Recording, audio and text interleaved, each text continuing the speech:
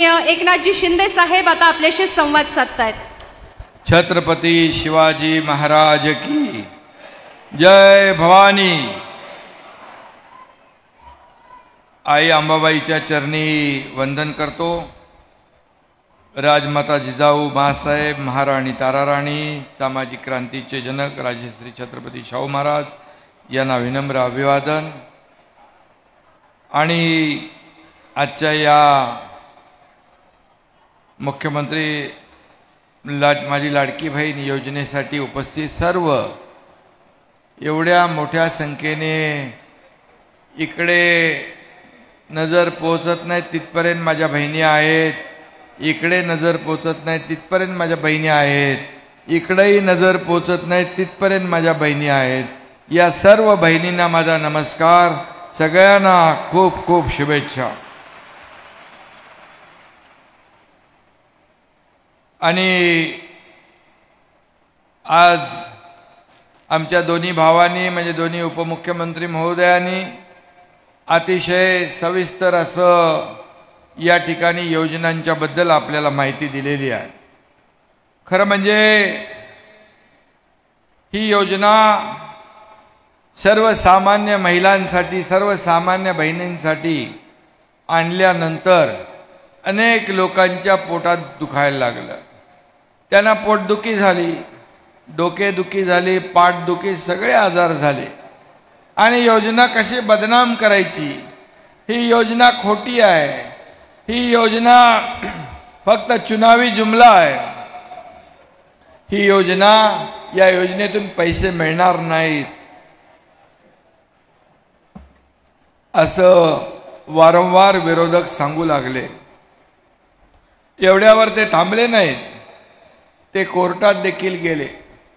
कोर्टाकडून ही योजना बंद व्हावी म्हणून प्रयत्न केले। मला सांगा, अशा या योजनेमध्ये अशा प्रकारचं कधी कुणी राजकारण आणता कामा नये। तुम्ही तर दिलं नाही, तुम्ही दिलं नाही, आम्ही देतोय, ते थांबवण्याचा तुम्हाला काय अधिकार आहे? परंतु ही योजना एवढी लोकप्रिय झाली, एवढी लोकप्रिय झाली की जिल्ह्या जिल्ह्यात, तालुक्या तालुक्यामध्ये, गावागावामध्ये महिलांचं, माझ्या बहिणींचं मोहळ उठलं। आणि किती तुम्ही या योजनेला बदनाम करण्याचा प्रयत्न केला तरी सुद्धा 1,40,00,000 1,50,00,000 माझ्या बहिणींनी फॉर्म भरले। म्हणजे सरकारवर विश्वास आहे म्हणून आपण फॉर्म भरले। त्यांचं तुम्ही ऐकलं नाही। जे लोक सांगत होते ही योजना फसवी आहे, योजना खोटी आहे, ते लोकच बघत होतो आम्ही, फॉर्म भरायला लागले। त्यांच्या ऑफिस समोर मुख्यमंत्री माझी लाडकी बहीण योजनेचे बॅनर लागले, पण मुख्यमंत्र्यांचा फोटो नाही टाकला त्याच्यात, त्यांचा स्वतःचा फोटो टाकला। अरे काय तुमचं चाललंय? कुठं फेडाले पाप? अरे आमच्या या बहिणींच्या, मुलाबाळांच्या तोंडाचा घास हिरावून घेण्याचा तुम्हाला काय अधिकार आहे? कोविडमध्ये तर काय काय केलं मुंबईत आपल्याला माहीत आहे, पुण्यात काय केलं तेही माहीत आहे। जिथं जिथं मिळेल तिथं तिथं त्यांनी कोविडमध्ये रुग्णांच्या, पेशंटच्या तोंडचा घास हिरावून घेतला। आनंदाचा शिदा आपण दरवेळेला देतो, गणपतीला, दिवाळीला काय देतो? त्याच्यामध्ये रवा, मैदा, साखर, तेल, डाळ, काय मोठं एवढं मोठं सरकार करतंय। परंतु आम्हाला माहीत आहे की आमच्या या सर्वसामान्य लोकांचा सण चांगला साजरा झाला पाहिजे। तिथं पण खोडा घालायला प्रयत्न केला। ती आनंदाचा शिदा पण बंद झाला पाहिजे म्हणून तिकडे कोर्टात गेले। म्हणजे न्यायालयाने माझ्या बहिणींची बाजू घेतली आणि त्यांना चांगलं फटकारलं, त्यांचं अपील फेटाळून लावलं आणि माझ्या बहिणींचा विजय या ठिकाणी झाला। सरकारची योजना आपण सुरू करू शकलो। आणि म्हणून हे असं प्रत्येक वेळेला या ठिकाणी त्यांच्या पायाखालची वाळू सरकली आहे। त्यांना आता कळलंय की आता एवढ्या मोठ्या प्रमाणामध्ये या बहिणी रस्त्यावर उतरल्यानंतर पुढं काय आपलं खरं नाही। कारण लोकसभेमध्ये त्यांनी असंच खोटं नाटक सांगून, खोटं नरेटिव्ह पसरवून अमकं होणार, तमकं होणार, हे होणार, ते होणार करून काही लोकांना दिशाभूल केली, काही लोकांची मतं मिळवली। परंतु एकदाच माणूस फसतो. त्यांना वाटलं पुन्हा आपण या विधानसभेच्या निवडणुकीच्या आधी देखील या चांगल्या योजनेमध्ये खोडा घातला तर योजना रद्द होईल. पण मला सांगा माझ्या बहिणींनो, आपल्याला एवढंच सांगतो की या अशा सावत्र भावांना, कोल्हापुरी खोडा घालणाऱ्या या सावत्र भावांना कोल्हापुरी जोडा तुम्ही दाखवणार की नाही? दाखवणार की नाही? आणि म्हणून असाच जोडा दाखवायला लागेल तर ते पुन्हा तुमच्या मध्यामध्ये येणार नाही. किती काही केलं तरी सुद्धा तुमची ही लाडकी बहीण योजना रद्द होणार नाही म्हणजे नाही. आणि आम्ही जे बोलतो ते करतो, जे करतो ते बोलणार, जे करणार तेच आम्ही बोलणार. खोटं आश्वासन आम्ही कधी देणार नाही, दिलं नाही. आणि म्हणून यामध्ये आज आपण पाहिलं तर ज्या दिवशी रक्षाबंधनच्या 2 दिवस अगोदर 17 तारखेला या कार्यक्रमाचा शुभारंभ झाला. पण आम्ही सांगितलं होतं की खाती बरोबर चालतायत की नाही, बँक अकाउंट ते तपासून घ्या. मला आनंद आहे, समाधान आहे. आमच्या या महिला बाल विकास कल्याण विकास विभागाचा आमचे अदिती तटकरे मंत्री आहे, अनुप कुमार त्याचे सचिव आहे. या सर्व सर्वांनी टीमने मिळून 14 तारखेपासूनच खात्यामध्ये पैसे जाऊ लागले. एक समाधान झालं, एक आनंद झाला की अशा प्रकारचं काम या ठिकाणी सरकार करते. आणि म्हणून त्यावेळेस देखील आम्ही अनेक कार्यक्रमाला गेलो. त्यावेळेस पाहिलं की ज्या महिलांच्या चेहऱ्यावरचा उत्साह पाहिला की त्यांनाही, तुम्हालाही वाटलं नसेल की आपल्या मोबाईलवर मेसेज येईल, पण मोबाईलवर मेसेज आला, माझ्या बहिणींच्या खात्यात पैसे जमा झाले. आज 1,10,00,000 माझ्या बहिणींच्या खात्यात हे पैसे जमा झाले. हे आजवरच्या इतिहासातलं पहिलं काम आहे. पहिलं काम आहे की अशा प्रकारचा निर्णय सरकारने घेतला तुमच्यासाठी. आणि म्हणून आज मी जेव्हा आम्ही महिलांशी संवाद साधतो, बहिणींशी संवाद साधतो, तेव्हा त्यांना विचारतो काय करणार. खरं म्हणजे हे 1,500 रुपये जे आहेत, कोणी म्हणतं माझ्या घरात माझ्या मुलाला कपडे घेईन, मी नवीन एक साडी घेईन, माझ्या घरातल्या परिवारातल्या लोकांना कपडे घेईन, खायच्या वस्तू घेईन. कोणी म्हणतं माझा छोटा व्यवसाय, देवपूजाचा सामानाचा व्यवसाय, कुणाचा साड्या विकण्याचा व्यवसाय, कुणाचा आणखी छोटा मोठा व्यवसाय असेल, त्याच्यामध्ये देखील आम्ही हे पैसे गुंतवणूक करू. किती मोठा विचार आहे. खरं म्हणजे या महिला भगिनी ज्या आहेत, खऱ्या अर्थाने ही अर्थव्यवस्थेला चालना देणारी ही सगळी माझी बहीण आहे.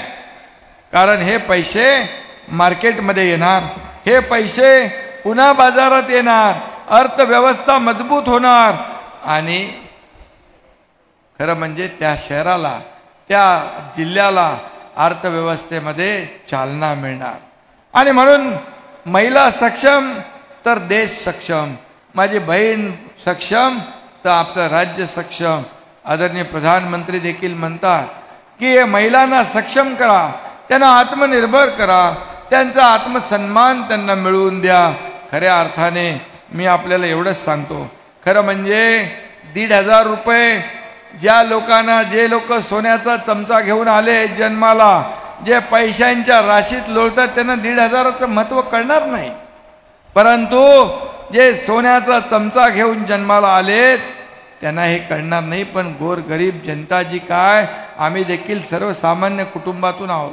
मी देखील एक शेतकऱ्याचा मुलगा आहे. मला माहीत आहे आपल्या वेदना काय, व्यथा काय. आणि म्हणून सोन्याचा चमचा घेऊन जन्माला आलेले बाजूला जाऊ द्या, पण तुमच्या मात्र जीवनामध्ये सोन्यासारखे दिवस आणण्याचं काम आम्हाला करायचं आणि ते आम्ही करणार. आज खऱ्या अर्थाने जर आपण पाहिलं तर या 1,500 रुपयामध्ये आम्ही थांबणार नाही. अनेक योजनांची माहिती आमच्या देवेंद्रजींनी पण दिली, अजितदादांनी पण दिली.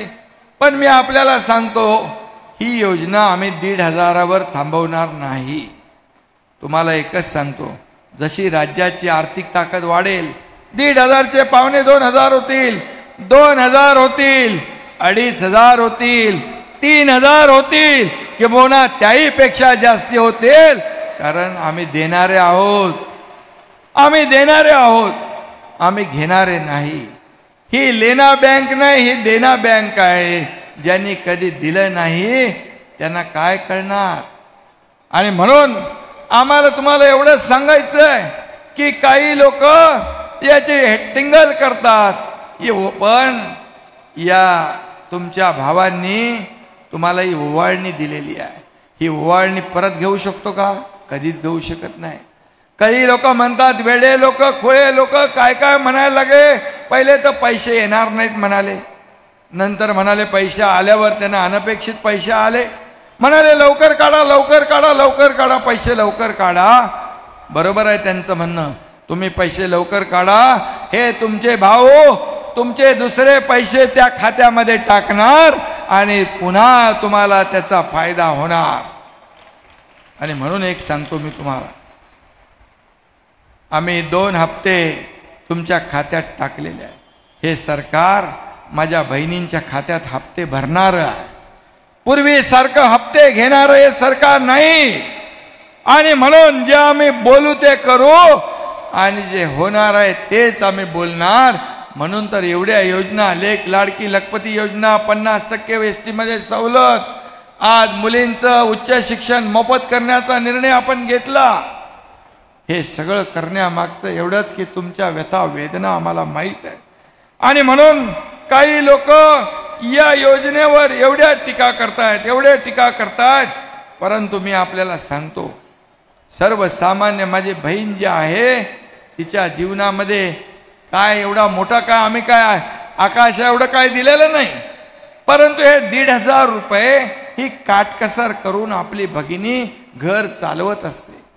रेशनचे पैसे, दुधाचे पैसे, शाळेची फी, दुखलं खुपलं त्याची व्यवस्था, ह्या सगळ्या गोष्टी करताना ही काटकसर करत असलेली माझी बहीण आहे.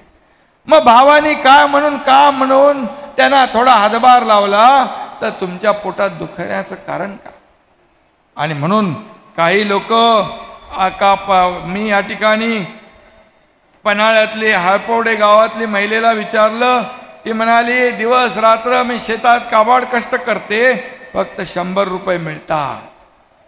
अमरावतीतल्या त्या विधवा माऊलीला विचारा, सक्का भाऊ असूनही कधी राखी बांधली नाही की माहेरचा आहेर दिला नाही, असंही काही लोक आहेत. अशाही माझ्या बहिणी आहेत. गडचिरोलीच्या नंदुरबारच्या त्या माऊलीला विचारल्यावर, जिच्याकडे लहान मुलांच्या शिक्षणासाठी पैसे नाहीत आणि त्याचबरोबर जिच्याकडे काही लोकांकडे जीवनावश्यक वस्तू घ्यायला देखील टंचाई असते, अशा लोकांना जर आपलं सरकार 1,500 रुपये महिन्याला देत असेल तर का तुमच्या पोटात दुखावं? आणि म्हणून काही बँका या माझ्या बहिणींना दिलेले पैसे काय अकाउंट खात्यामध्ये पैसे जमा झाल्यानंतर काही कापून घ्यायला लागलेत. त्या बँकांना माझ्या सूचना आहेत, माझ्या बहिणींचे मुख्यमंत्री लाडकी बहीण योजनेतले पैसे जर काढले तर तुमच्यावर कठोर कारवाई केली जाईल. या बँकांना देखील मी सांगू इच्छितो. आणि मगाशी कोणतरी इथं आलं होतं, देवेंद्रजींनी त्यांना कानमंत्र दिलेला आहे, त्याप्रमाणे बरोबर कार्यक्रम करा. कारण शेवटी आम्ही दिलेले पैसे तुम्हाला कापून घेण्यासाठी नाहीत. हे तिचा कच्च्या बच्चांना त्यांचा संसार चालवण्यासाठी एक थोडीशी आर्थिक मदत केलेली आहे. त्यामुळे बँकाने देखील यापासून बिलकुल कुठल्याही प्रकारची कारवाई पैसे कापून घेण्याची करता कामा नये. आज मी आपल्याला जास्त काय बोलणार नाही, परंतु मी एवढंच सांगेन, काही लोक या मुख्यमंत्री माझी लाडकी बहीण योजना यासाठी काही म्हणाले इथं महिला सुरक्षित नाहीत. मग अशी देवेंद्रजींनी देखील सांगितलं की आमची जबाबदारी आहे, हे संवेदनशील सरकार आहे, कारण माझ्या महिलांचं, मातांचं, मुलींचं रक्षण करणं हे आमचं कर्तव्य आहे. पण त्या बदलापूरमध्ये झालेल्या जी घटना आहे ही दुर्दैवी आहे, अतिशय दुःखद आहे, वेदना देणारी आहे आणि माणुसकीला काळीमा फासणारी आहे. आणि म्हणून त्या ठिकाणी तात्काळ आरोपीला अटक झाली, फास्ट ट्रॅकवर केस चालू झाली, त्याच्यावर चालू होईल, सरकारी विशेष वकील नेमला जाईल, SIT स्थापन केली आहे, त्या संस्था चालकांवर कारवाई केली आहे, पोलीस त्याच्यामध्ये काही लोकांनी हलगर्जीपणा केला त्यांना सस्पेंड केलेलं आहे. आणि मी तुम्हाला सांगतो सरकार पूर्णपणे त्या आरोपीला फाशीची सजा दिली पाहिजे ही मागणी कोर्टाकडे करणार. झालेली घटना अतिशय दुर्दैवी आहे, परंतु त्यापेक्षा दुर्दैव दुसरं मोठं की विरोधक जे आहेत त्याचं राजकारण करू लागले, त्याचं राजकारण करून आंदोलन पेटवू लागले. रेल्वे रास्ता रोको केलं, 7-8 तास रेल्वे रोको. माझ्या बहिणींनो, आपल्याला मी सांगू इच्छितोय, पोलिसांकडून मिळालेल्या माहितीनुसार त्यांच्याकडे ताबडतोब आंदोलनकर्त्यांकडे मुख्यमंत्री माझी लाडकी बहीण योजनेचे बॅनर कसे आले. लगेच त्याच्या विरोधामध्ये मुख्यमंत्री माझी लाडकी बहीण योजना नको, आम्हाला सुरक्षा पाहिजे. अरे, सुरक्षा देण्याची जबाबदारी पण आमची आहे. आणि म्हणून हे सगळं जे काय पोलिसांच्या माध्यमातून ज्या काही माहिती समोर येते, हे अशा प्रकारचं राजकारण तुम्ही करू नका. अशा प्रकारच्या राजकारणामुळे या महाराष्ट्रातलं वातावरण खराब होईल, दूषित होईल. कायदा सुव्यवस्था राखण्याची जबाबदारी सरकारची आहे, आपल्या सगळ्यांची आहे. आणि म्हणून या राज्यामध्ये जे कोणी नराधम अशा प्रकारचं माझ्या बहिणीशी मुलींशी अब्रूशी खेळण्याचा प्रयत्न करेल तर त्याला कठोर शासन झाल्याशिवाय राहणार नाही. कारण हा छत्रपती शिवाजी महाराजांचा राज्य आहे, छत्रपती शिवाजी महाराजांचा महाराष्ट्र आहे.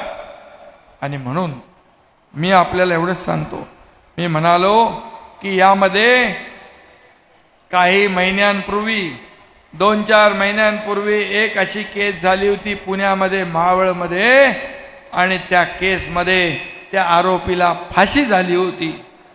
आता विरोधक म्हणतात कुठली फाशी झालीच नाही, काय झालं, त्याच्यावर एक मोठं कालपासून चर्चा सत्र सुरू आहे.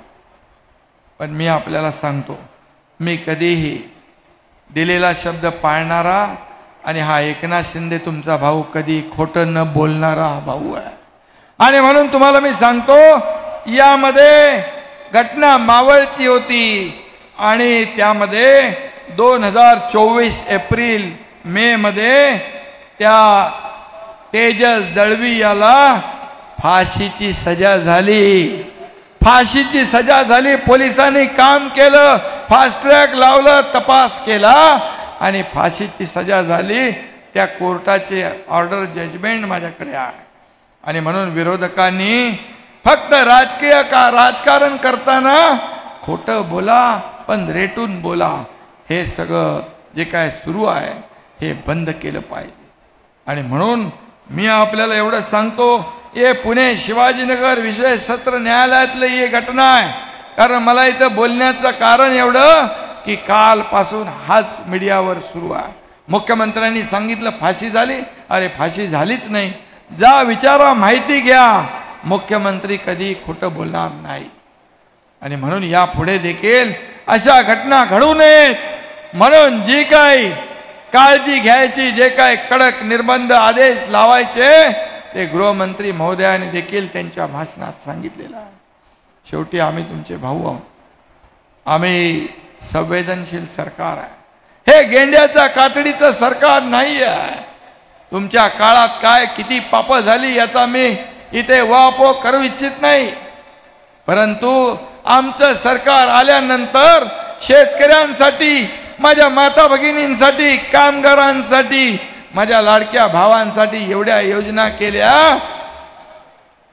त्या योजना बघा, तुमच्या 2.5 वर्षाचा कारकीर्द बघा आणि आमच्या 2-2.25 वर्षाच्या कारकिर्दीमध्ये काय काम केलं ते बघा. आम्ही विकास, डेव्हलपमेंट आणि कल्याणकारी योजना याची सांगड घालतोय. म्हणून पायाखालची वाळू सरकली आहे. म्हणून एक मुख्यमंत्री, बहीण लाडकी आणि विरोधकांच्या छातीत भरली धडकी अशा प्रकारचं त्यांचं झालेलं आहे. आणि म्हणून दिवस रात्र सरकारच्या विरोधामध्ये, मुख्यमंत्र्याच्या विरोधामध्ये आतापर्यंत सांगून थकले.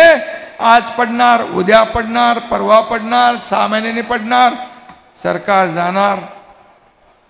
सरकार मजबूत होत गेलं. देवेंद्रजीने आम्ही पहिली कामाला सुरुवात केली, त्यानंतर अजितदादा आले, सरकारचं काम अधिक वेगाने सुरू झालं. आणि म्हणून हे सरकार जे आहे सर्वसामान्यांचं सरकार आहे. माझ्या माता भगिनींना एवढंच आम्ही सांगतो, कधी हे सरकार कधी खोटं बोलणार नाही. जे होणार नाही ते बोलणार नाही, जे होणार आहे तेच आम्ही बोलणार. आणि म्हणून मुलींच्या शिक्षणाचं पण 100% खर्च सरकारने उचलला, कारण हे सरकार संवेदनशील आहे. मी तुम्हाला इथं सांगतो, चंद्रकांत दादा पाटील इथं व्यासपीठावर आहे. एका मुलीने, एक अशी दुःखद घटना घडली, एका मुलीने आत्महत्या केली. मी 12:30-1ला बातमी ऐकल्यानंतर मी चंद्रकांत दादांना 1:45 वाजता रात्री फोन केला. बोलो, दादा, आपल्या राज्यामध्ये, आपल्या सरकारमध्ये आपण असताना या मुलीने आत्महत्या केली तर सरकारचा काय उपयोग आहे? मग ते मला समजलं की त्या मुलीच्या 50% फी सरकार भरत होतं, परंतु 50% पालकांनी फी भरायची होती, ती पालक फी भरू शकत नव्हते. म्हणून आपला भार आई वडिलांवर नको, त्यांना अडचण नको, म्हणून त्या मुलीने आत्महत्या केली. आणि त्याच दिवशी आम्ही निर्णय घेतला, ज्या मुलींना उच्च शिक्षण घ्यायचंय, डॉक्टर, इंजिनियर, वकील, MBA जे काही बनायचंय, 100% फी सरकार त्याची भरणार. हा निर्णय आम्ही घेतला. आज शेतकऱ्यांची पण वीज बिल माफ करण्याचा निर्णय गृहमंत्र्यांच्या ऊर्जा खात्याने घेतला. का आम्ही शेतकऱ्यांच्या पाठीशी उभे नाही? लगे विरोधक म्हणतात, तुम्ही आता निर्णय घेतला, मागचं काय? अरे, पुढचं आम्ही मागत नाही तर मागचं कोण मागणार आहे? मागणारे आम्ही नाही, आम्ही देणारे आहोत. आणि म्हणून शेतकऱ्यांना देखील वीज बिल, पंपाचं माफ करण्याचा निर्णय आपण घेतला. असे कितीतरी निर्णय आपण घेतलेले आहेत. ते निर्णय वाचायला गेलो तर वेळ पुरणार नाही.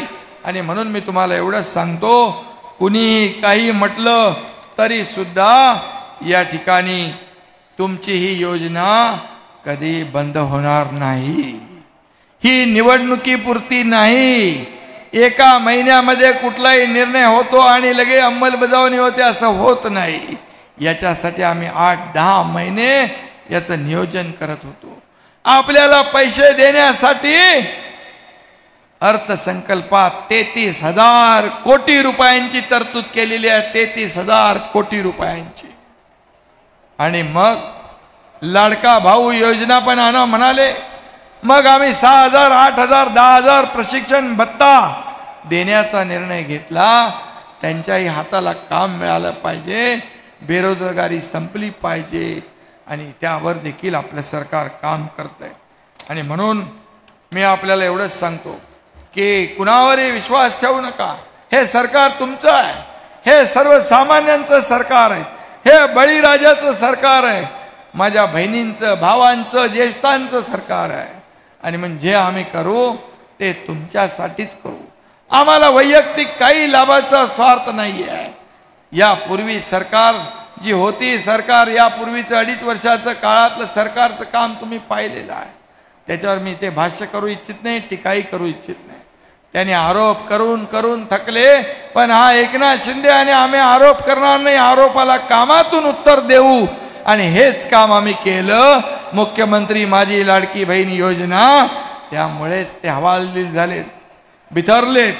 आणि म्हणून काही बहिणी मला म्हणाल्या, 15 ऑगस्टला ज्यावेळेस मी स्वातंत्र्य दिन त्यांच्या सोबत साजरा केला, संवाद साधला, त्यावेळेस त्या म्हणाल्या, आम्हाला खरं म्हणजे 15 ऑगस्ट 2024ला माझ्या बहिणींना आर्थिक स्वातंत्र्य मिळालं. आर्थिक स्वातंत्र्य म्हणजे आता आमच्या खात्यात पैसे आहेत. आम्हाला तर कोणाकडे मागण्याची गरज नाही. माहेरला जायचंय, बाजारात जायचंय, पैसे घेतले, चालली बहीण खरेदीला. आणि त्यामुळे त्या दिवशी मला अभिमान वाटला, आनंद वाटला की कलेक्टरच्या बाजूच्या खुर्चीवर बसून एक सर्वसामान्य कुटुंबातली बहीण माझ्याशी बोलत होती आणि अभिमानाने सांगत होती, आम्ही हे करणार, आम्ही हे घेणार, आम्ही ते करणार. आणि म्हणून मी आपल्याला एवढंच सांगतो, नाणी बघितल्यानंतर, नाणी म्हणजे पैसे, ज्यांची वाणी बदलते त्यांना काय कळणार या 1,500 रुपयाचं मोल. हे 1,500 रुपयेचं मोल तुमच्या माझ्यासारख्या सर्वसामान्य कुटुंबातल्याच व्यक्तीला त्याचं मोल कळेल, एवढंच सांगतो. पुन्हा एकदा मी आपल्याला मनापासून या ठिकाणी धन्यवाद देतो. त्याचबरोबर मगाशी मला इथं येताना काही निवेदनं प्राप्त झाली. कोर्टाच्या बाबतीत देखील खंडपीठाचे वकील आले होते. आम्ही 15 ऑगस्टला जेव्हा झेंडावंदनला गेलो तेव्हा देखील मुंबई हायकोर्टाच्या मुख्य न्यायाधीशांबरोबर चर्चा केली. खंडपीठाबाबत तेही सकारात्मक आहेत. नक्की आपला चांगला निर्णय होईल. शक्तीपीठाच्या बाबतीमध्ये देखील काही लोकांनी मला निवेदन दिलं. शक्तीपीठाला आम्ही स्थगिती दिलेली आहे. त्यामुळे कोणी शेतकऱ्यांनी चिंता करण्याची काय गरज नाही. कुठलाही प्रकल्प शेतकऱ्यांच्या भूमिपुत्रांच्या मनाविरुद्ध आम्ही करणार नाही. आम्ही रेटून कुठलाही प्रकल्प नेला नाही. समृद्धी हायवे इथे त्यांची संकल्पना होती देवेंद्रजींची, तिथे देखील विरोध होता, पण आम्ही त्यांच्या विरोधात जाऊन काम केलं नाही, संमतीने केलं. आणि म्हणून चिंता करू नका. आपल्याला जे जे आवश्यक आहे ते या ठिकाणी देण्याचं काम आम्ही करू. मग केशवराव भोसले नाट्यगृहाच्या बाबतीत अजितदादांनी सांगितलंय आणि त्या बाबतीमध्ये देखील ते काम लवकर झालं पाहिजे. त्याचबरोबर जुनं एक कुठली मागणी आहे नाट्यगृहाची, चंद्रकांत दादा बोलत होते, त्या बाबतीत देखील सरकार इथं पैसे द्यायला कुठेही हात आकडता घेणार नाही. कारण कोल्हापूर हे असं शहर आहे, या शहरामध्ये देखील, या जिल्ह्यामध्ये सगळ्यात जास्त माझ्या बहिणींनी या मुख्यमंत्री लाडकी बहीण योजनेचे फॉर्म भरलेत. त्याबद्दल मी आपल्या सगळ्यांचं मनापासून अभिनंदन करतो, मनापासून आपल्याला धन्यवाद देतो. जय हिंद, जय महाराष्ट्र.